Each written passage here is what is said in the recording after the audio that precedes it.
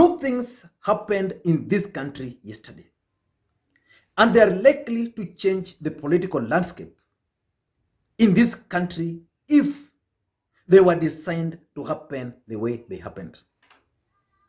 Number one, Raila Odinga met with Oscar Sudi at a certain restaurant in Nairobi. According to Oscar Sudi, he went to that hotel and found Raila Odinga already eating in that hotel. And because Raila is Baba, he decided to greet him, and they had a short discussion about politics in the country. And according to the aides of Raila Odinga, no such a meeting was planned. And they were arguing that there is no way Raila Odinga can plan to meet with Oscar Sudi, of all the people, have an appointment with him, and that appointment is made during lunch hour at a public restaurant. So they are saying the meeting was just a mere coincidence. But that meeting, whether it was planned or whether it was not planned, is likely to change the politics because of the way the meeting was even leaked out to the media. The first person who leaked this information was my friend Robert Alai. And indeed, his sources are always very credible. And when he leaked this information, Kenyans were on his neck that no such a meeting took place, that Raila Odinga cannot have time for Oscar Sudi of all the people. But after some time, Oscar Sudi confirmed that indeed he bumped onto Raila Odinga. The second thing which happened in this country was the drama which was caused in parliament by Raila Odinga's key political allies, both at the National Assembly and at the Senate. At the Senate, James Orengo spoke very passionately about Jubilee Party and their failure. And he advised Jubilee Party to wake up from slumber because they only have 2.5 years to exit power. So again, I repeat, the Jubilee government, wake up.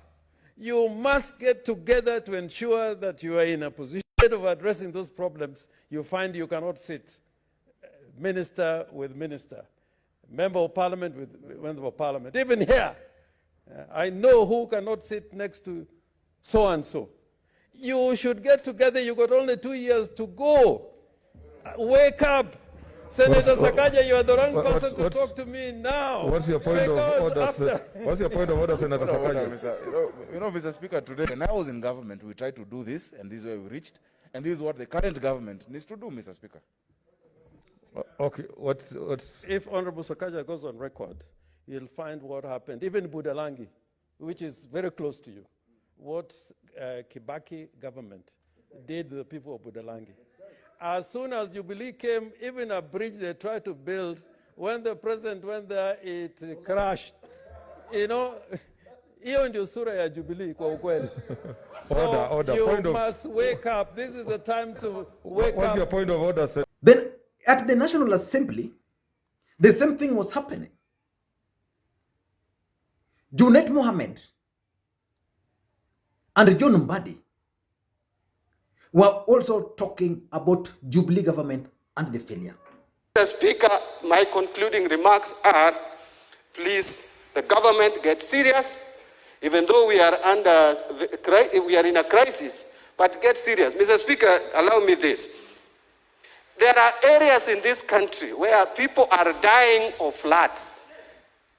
Over 100 people have died. COVID has only killed 14. All the attention is on COVID. People of Budalangi are left on their own. People of Nyando are on their own. People of Karachuonyo are on their own. People of Kochia are on their own. People of Migori, Nyatike, Konyango, Luanda, they are on their own. No one thinks about them. Mr. Speaker, which is this country that we are living in? The government gets serious. If you have been sleeping, please wake up. And if you have been sleeping because of the handshake, Mr. Speaker, the handshake did not mean that now you do things the way you want. They must know that minorities still exist. Thank you, Mr. Speaker. Secondly, Mr. Speaker, this government has not done anything that is tangible other than announcing numbers, Mr. Speaker, every 3 o'clock of the day, Mr. Speaker. Mr. Speaker, this is one government that could not afford to give its citizens this thing, what is called, a mask, Mr. Speaker, which is worth 3 shillings, Mr. Speaker. Leave alone food. No, let's say 20 shillings. Members of Parliament are buying in their constituencies for people masks, Mr. Speaker.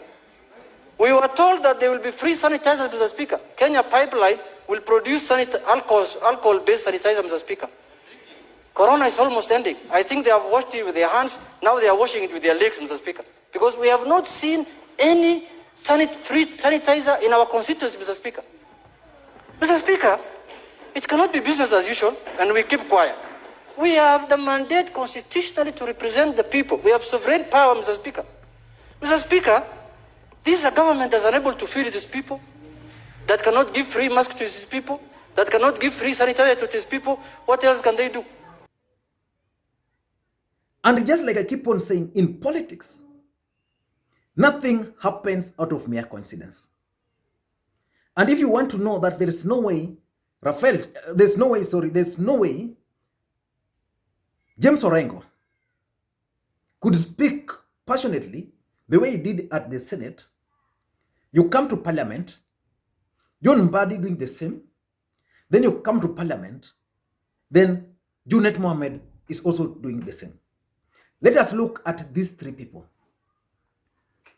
John Mbadi is the minority leader at the National Assembly. Apart from that, John Mbadi is the ODM national chairman. So when John Mbadi speaks, he cannot just speak, especially on a weighty matter, like he did, without reference to the party leader. Junet Mohamed is the minority whip at the National Assembly. When you see Junet Mohamed anywhere, that's Raila Odinga. So I don't want to rule out the possibility, because Junet was the only leader in this country who was present when Uhuru Kenyatta and Raila Odinga were having that handshake. And up to today, Junet Mohamed has continued to be a key player in handshake politics. So the mere fact that Junet Mohamed stood up and passionately spoke about Jubilee Party and the failure confirms that there was a message these guys were sending out. Now Orengo James Orengo is the legal advisor to Raila Odinga. He's also the minority leader at the Senate. The way he spoke, there was a message he was sending out. So all these 3 people are key players around Raila Odinga. So there's no way they could have spoken about the same matter on the same day and almost at the same time. There is no way. So what message were these 3 gentlemen trying to deliver to the country? Is handshake under a threat? Or are these guys trying to warm up to William Ruto's camp? Or are they trying to revamp themselves in opposition politics where they are used to, because the other side is not working? What message were they sending out? In my view, these guys were sending the following messages. But before I go into that, if you're bumping on this video for the first time, I want you to take a second or 2 and hit the subscribe button so that next time you produce a video like this, you don't miss out. You'll automatically be notified. Now, what message were they trying to send out? I've figured out, and I'm coming to 4 messages. Number 1, I think and I suspect that there could be issues within the handshake, and that these guys was sending out a message to President Uhuru Muigai Kenyatta. So they were telling the president that we were in this government and we wanted this government to work. But so far, this government is not working. We were in this government to implement some of the things we believe in. But so far, nothing seems to be working in the government. And they were also telling the president that if pushed, they can actually go back to where they were. So that message is actually coming out very clearly if you listened to John Mbadi. He was telling the president, still mimi bado ni minority. The mere fact that we're in a handshake doesn't mean that things cannot be done the other way around. The other thing I'm trying to read is the possibility that there's a slight disagreement either between Uhuru and Raila over this particular handshake. And now they were like telling the president that, look here, Sisi, we were just here to help you, but we can comfortably go there. Because I would have expected someone else, other than Junet Mohamed, for example, other than John Mbadi, to speak passionately the way they spoke. If some Atandi of Alego Songa, for example, or Kenyatta of Uriri spoke about these matters, then I would have imagined that they were just speaking passionately out of their own volition. In politics, messaging is always key. So I think they were sending a message. So I want to conclude that there might be a disagreement in the handshake. Someone was telling me that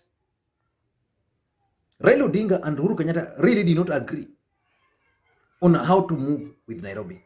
That Raila Odinga had actually proposed that if Songo could not continue, then let another election come. He was against this idea of making Nairobi under military rule. Because now it would appear that if you want to go and ask for a permit, then you go to a military guy. People don't even understand what some of these things are. You want to go for, just talk of military and civil service. There are things which are completely different. But the president went ahead and appointed and added some. And I think Raila was not. Even the issue of Kariobangi, that's why you heard Junet talking about a government killing its own people, not caring. Even this COVID, the way the people are being handled. The ODM party believes that they are carrying now the burden of the system. So there's a slight disagreement there. So whether this move in parliament is going to fix it or not is something I can't tell at now. So that's one of the message. Number two, something also tells me that it was strategic. It was a strategic move by the handshake to go and try to provoke the DP and his team to distance themselves from Jubilee government. And strategically, they also wanted to tie Ruto and his team to Jubilee government. Because one thing, and I've said it here before, that the deputy president has been trying so much to dissociate himself from Jubilee government. Because Jubilee government is currently so unpopular in this country because of the way they're handling things casually. So he's been running away from Jubilee failures. So what these guys were doing in parliament was simple. They were opposing the government. And they were opposing it passionately. They were pointing out Jubilee failures. The question was, how are Team Tangatanga going to join in that debate? Were they going to support Junet? Or were they going to oppose Junet? Were they going to support Orengo in parliament? Or were they going to oppose him? Because if they were going to oppose him, then it would have meant that they were going to play into the trap and prove that indeed they're still part of Jubilee government. What about denying? If they denied, okay, sisi we are not part of Jubilee, nyinyi ndio mmeenda huko, what message were they going to send out there? So I think the idea was to provoke the DP and his allies, and at the same time link him with Jubilee party. From what happened in parliament yesterday, it is now clear, just like day and night, that the real opposition in this country is ODM. And now they are not in parliament, and that gap is actually being felt. Someone was telling me that these three gentlemen taught Tanga guys how opposition should actually operate. They just used that one day, around 30 minutes. It was not even 30 minutes. Mbadi took a maximum of 8 minutes. Junet maximum of 5 minutes. And Orengo, I think, also took around 5 minutes. So around 20 minutes. And they educated Tanga how opposition should actually operate. Because Tanga guys have been going out there, writing things on Facebook while doing nothing on the floor of the house. So they try to tie them to Jubilee Party. Ile ya hakuna kuwepa, hii ni problem yenu. Number 3, the third thing, which I also think was a strategy, because Uhuru and Raila have plans for 2022. Jubilee Party is becoming unpopular each and every single day. Raila Odinga and his party are being accused by Kenyans of neglecting them, of not talking for them during this time of need. So these guys were unleashed to go out there and speak. And indeed, the speeches by these three guys have really trended. So assuming these guys didn't do this, what would have happened? Someone like Moses Kuria, someone like Ndindi Nyoro, and the other populists from Jubilee side would have not said anything in parliament, but would go outside there and make noise. You see the way Moses Kuria has been doing on his Facebook page, talking big there while he's a member of the budget committee. At the budget committee, he does nothing. At the National Assembly, where people are speaking, you don't hear him. But over his Facebook page, he's always busy inciting people against Jubilee government. So this guy is now decided, the best thing, let us go to the floor of the house, then run away with this narrative, rather than letting these guys run away with it. Because from yesterday, it was clear that Oscar Sudi, Moses Kuria, Ndindi Nyoro, Alice Wahome, and the rest have actually failed to play the role of opposition. They can't. And they were not able now from that yesterday to run away, because these guys address several things. They address the issue of mask. They address the issue of people being isolated.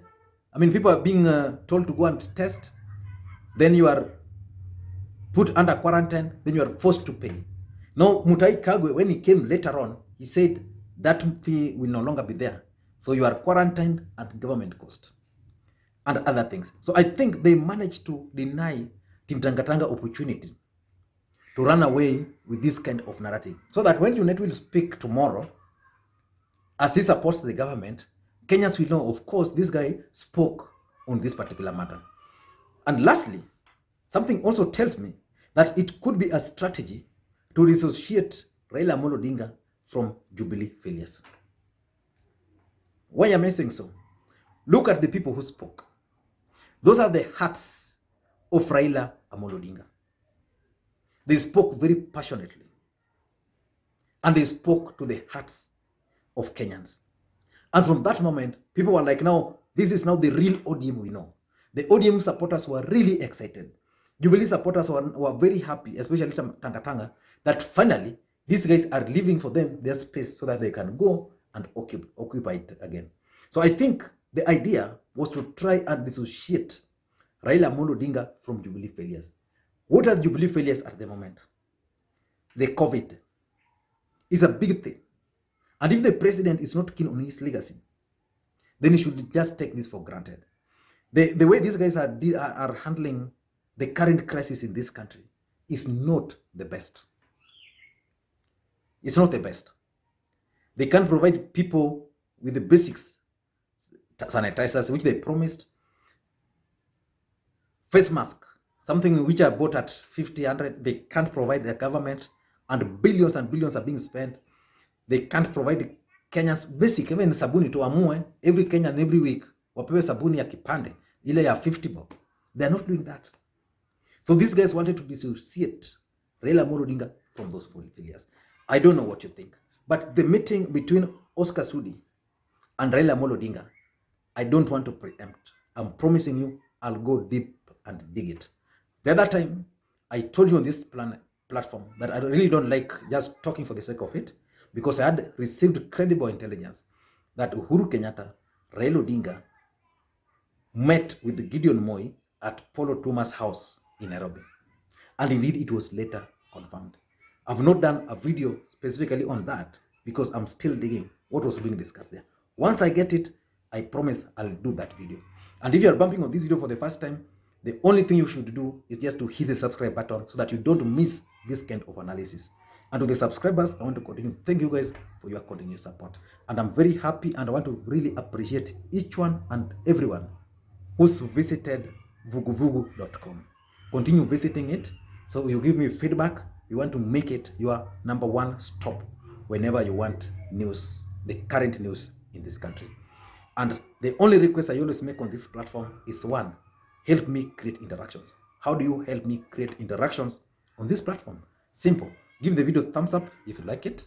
If you don't like the video, give it thumbs down. Because from there, I'll know if the video is good, it will get good thumbs up. If it's bad, also it will get high number of dislike. And from there, I'll be able to really think over the kind of content which you guys enjoy, because I'm here for you guys. And the best way is actually to just hit, the best one is just to drop your comment. But if you really want to help this channel, always share these videos with your friends. Share the links to your WhatsApp groups, Facebook groups, Twitter if you can. And so many people are doing that, and I really appreciate. Thank you guys, and please, I hope you guys are still fine there. Majority of consistent followers on this platform are in Europe, America, and places like Dubai. We hope everything is still fine there. Thank you guys.